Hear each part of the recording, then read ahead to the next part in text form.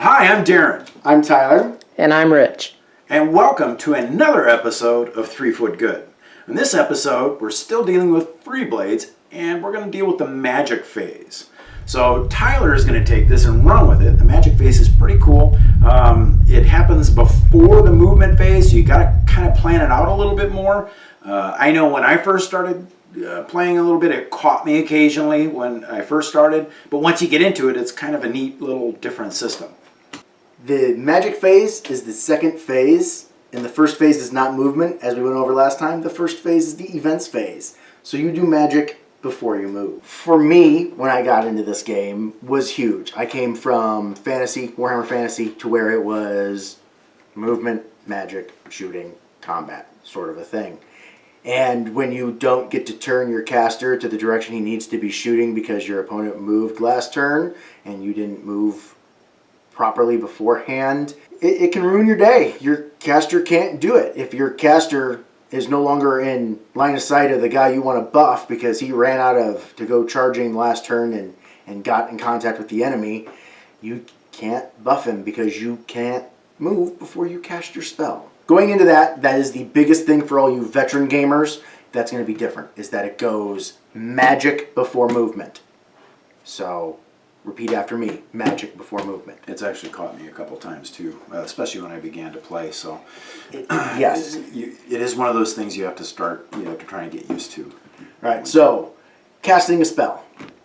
Your caster will have a CAR rating, which is your casting attribute rating, CAR for short. It will probably start out as a D10. There are certain casters that have lower to start with. You have to spend power. Each caster will generally start with 15 power.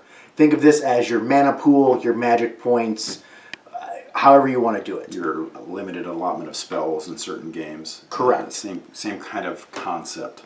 This is just a point system. Correct. You know 4 first level spells. Well, you have 15 power in this version. The spells will cost a certain amount of points to cast. Certain things will affect the cost. There are certain skills and talents you can get that allow you to do extra things, which will cost more. So how does it work? You take your wonderful, handy-dandy D10, like we showed you in the events phase. If you haven't seen that episode, go watch it now. We'll wait. Yep.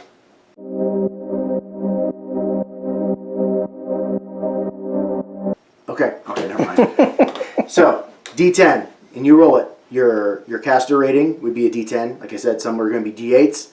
If you play the campaigns, they'll go up and get higher. You have a caster, the target value. It's going to be 2. The casting target number is 2. Unless you're summoning a critter or a guy or something, it'll be a 4. So what you do is you roll the dice. I rolled an 8. It's successful. Yay! I can cast a spell. But this would happen immediately from this. If the enemy caster is within their CAR range of you, the enemy caster, or your target, so it's not just you, if you're casting a spell right next to the enemy mage, they can try and counterspell it. So what he's explaining is if the caster, for instance, is going to cast a buff spell on the leader, if my caster is within his CAR range of that leader, which, wow, just is, okay, I'm not within range of the caster, but I am within range to where that spell is going to go. I can then try and stop that spell by counterspelling that spell. Now, counterspelling gets into one of the schools of magic. Technically, there's 3. There is spirit magic, there is energy magic, and then there is sorcery. But sorcery is pretty much just the combination of spirit and energy. The Kuzariks have a energy caster that uses ice energy, so it's an energy type magic. The Mershale have a spirit, and so for the Mershale to counter the energy, they have to spend extra power to do it. They have to spend the equal amount of the base cost of the spell that I cast, irregardless of the talents I use to buff it. That doesn't matter, just the base cost. And then they have to add in extra to try because it's a different type. And the 2 magics don't like being together. They were sundered by the gods in this world, and they're supposed to stay away from each other. So how would you counter this? Well, I rolled an 8. Daren can counterspell. He would pay the power to counterspell it. He's creating a new target number for my caster. So currently the target number is 2. I've rolled an 8. Daren rolls his to try and counterspell. He rolled a 1. Succeed. If he would have rolled an 8, the spell still goes off because the target number is now 8, and that's what I rolled. If he rolled a 9 or a 10, then he has successfully counterspelled it because he has made the target number higher than what I rolled. I do not get to roll again. Power is spent. It's not spent just because you failed to cast. The power is still gone because you tried. It is no longer a successful spell. Going over this now, if he would have rolled a 10, the dice here explode. This is called a spike in this game. What that means is if you roll the highest number on the die, you get to roll again and add that amount to it. So he's rolled a 10. Go ahead and roll again. He's now rolled an 8. So 10 plus 8, I'm horrible with math, but that's 18. That is actually 10 more than what he needed. He would get a power back. It's called a crit. If you get 10 more than the target number you need, you get something good happens.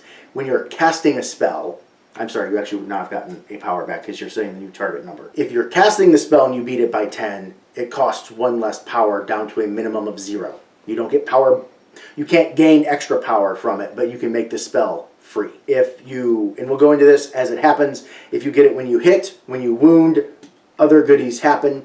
If no goodie happens from it, if it's a pass or fail attribute test, and you pass it, but you pass it with 10 or more, you'll get something called a Fate Stone. A Fate Stone allows that model to make a reroll. Can reroll any die that affects that model, whether it be a dodge test, a card test if it's a caster, your melee attack if it's somebody else, an attribute test they need to take. If a single model gets 2 Fate Stones, they can turn it at any time into a Destiny Stone. You can even do this in reaction to your opponent. What the Destiny Stone is any faction model in your free band can reroll that reroll with that Destiny Stone. So if you've got a guy that needs to dodge and he failed and you've got 2 Fate Stones on somebody else, you can say I'm turning those 2 Fate Stones in and I'm rerolling this die for this other guy. Does not matter. There's no range requirement on that. Anything at all. Anybody can use it. So to summarize, a Fate Stone is something that the model that receives it can use.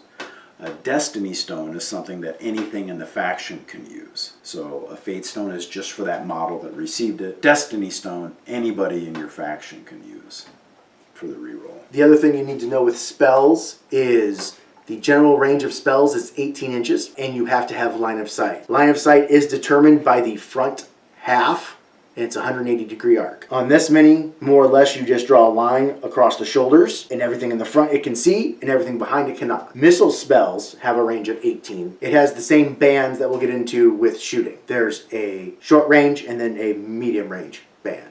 So pretty much if you're within 9 inches, you're within the short range, the first band. If you're over 9 inches but within 18, you're in that second band, which will affect how well it can shoot, which we'll go over in our shooting video. The other thing you have to worry about, as I'm looking at my notes here, all the spell effects stack. So if I cast a bonus defense spell to my guy and Daren casts a defense negative, they will counteract each other.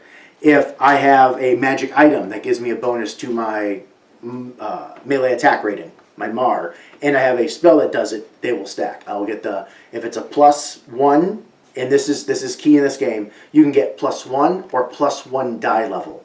So what that means is you can either get a +1, so if I'm rolling a d10 and I get a +1, it's d10 +1, I just add 1 to the die result. But if it's +1 die level, instead of rolling the d10, I now go up to the d12. And that's what I roll for that. So I'm no longer rolling the d10, I'm rolling a d12. Like we said, you can always roll a 1 or a 2. They're on every die. No die doesn't have a 1 or a 2. But you get more chances to get that higher number. Like I said, if you're going to summon a model, the target number is 4. So you have to roll 4 or more on your d10. The other things you have to worry about is if you are engaged, you have a -4 to your die roll. The model gets to swing at you for free as like an opportunity attack for those of you that know role-playing games, unless they're also engaged. So to show that, if I'm here, and Daren's guy's here in base contact with me, and I want to cast a spell, not only does his guy get to try and hit me first before I cast the spell, I'm at a -4 to my die roll to try and cast this spell because I'm engaged. The other one is the Herdelin Fist is armored. And so he has a -2 to his casting rolls because he's armored. He can spend extra power to negate that armor. So if a spell normally casts 2 power, he could spend 4 and cast it at the regular target number. There's no minus then. He could spend 3 and cast it at -1. He can really burn through his power pool fast, but he also hits like a truck because he's high armor and has a nice weapon. The wonderful world of magic in Faelon is, I can never say it, it's like the Gaalbohr here. The gods did not like magic being together, and so you tried that. Right. Yeah. John will be very upset with me. The gods split the magic into 2 kinds, spirit and energy, and separated them for a reason. When they're on the same battlefield and you're casting, as you cast more of each, things happen to the battlefield. There's a wonderful chart in the book about it. It is roughly, see the Gaalbohr. It's a D24, so yes, I did say that, a D24 table. Half of them are good and half of them are bad. Ooh, so it's like wild magic. It is, because That's kind of cool. the gods are angry that the magic is together. If you're casting a sorcery type magic, you count as both, and that it happens cumulatively.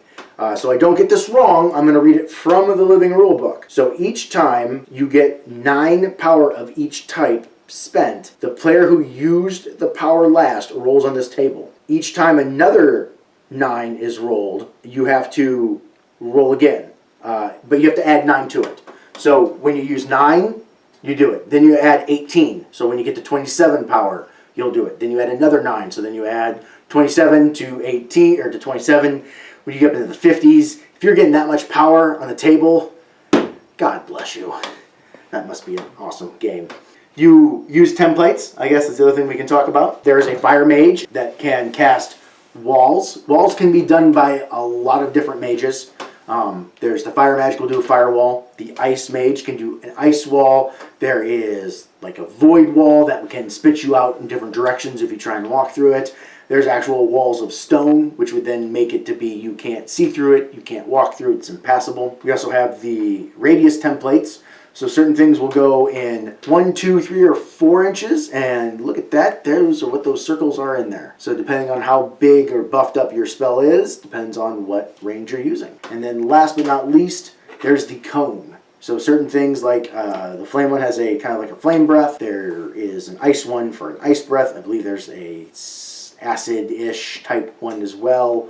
There's several effects that will use a cone on it. And what you do is, see this wonderful little notch, you just do that and everything under the template can be hit. So if I've got a mini that is just barely clipping, doesn't matter. It does not matter if a weapon is protruding, so like this guy, his base is not underneath it, so he doesn't count even though his weapon is overhanging. That doesn't matter. Especially like with this guy. Since he's got a 10-foot chain he's thrown out. He still is fine. He's not hit. And then certain spells will also make you add a token. Like I talked about with the Gouts of Flame. You get a flame token. And these tokens are just used to denote who has what token on them. The thing though that you have to realize with the magic phase, I think, in this game is magic is useful, but it's not overpowering. Range is... Unless your fireball kills 3 models from blast. It happens, dice. It's not overpowering. With the limit on power and what it needs to cast, the more damaging spells, of course, cost more power to cast.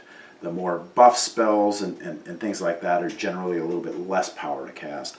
So it's very rare in a game that I've played so far that a magic user has taken over an entire game, been so powerful that it's taken over the entire game. It helps one time. Once. It's one happened. time. And all the games that I have played of this. One time. Oh my God. The one time you didn't make Die Hard rolls. I don't want to hear anything about it. So... You hit the guys that didn't have Die Hard. The magic is nice. It's a great complement to the series. It can make, or to the game, it can make the game better. It can make a difference in the game, but it's not overpowering. It's very thematic. Each faction has its own caster that has its own set of spells. Though there are similarities between them, and some of them do have the same spells, no two casters have the entirely same spell list. Even though there's several different spirit magic casters, there's not the different types like energy. No two spirit caster has all of the same spells. Usually they'll have one that heals. They'll usually have another one that buffs, but then the buffing could be different. Someone could buff your Mar or your Rar, while another one could buff your defense, while another one could buff your ability in a certain stat, or your courage, or your leadership. It's very thematic to your force on what it does. This is not going to be 5th edition Warhammer, where your mage is going to chain lightning and wipe out your opponent's army. You might get a whole bunch if they've got a whole bunch of followers running at you, and you do your cone spell. You might hit a whole bunch of them. Those followers that they're sending at you are probably dirt cheap, and they're just there to use up your power. You have a finite amount of power. You have 15. Some of the spells will cost 4 or more. And if you're doing a lot of counter spells and things like that, you will run out of power relatively quickly. Yes. And this isn't just a 6-turn game. This turn goes until the victory conditions are met or a time limit you have set is met. So games can go 10, 12, 13 rounds. You still only have that 15 power. And there's been times, especially using the Fist of Vidinar, there are times where you run out of magic and before the game is over, and so your caster is looking to hide if it's squishy or... If it's anything but the fist, and if it's the fist, it's like, oh look, I get to go in swinging now, because I have a big hammer. So the magic system is great. I enjoy it. I think it adds a lot and a nice dimension to the game, but it's not overpowering for the game. So I do enjoy the magic system in this game. Yeah. Next up is going to be the wonderful movement phase. Until next time, get out there and roll some dice.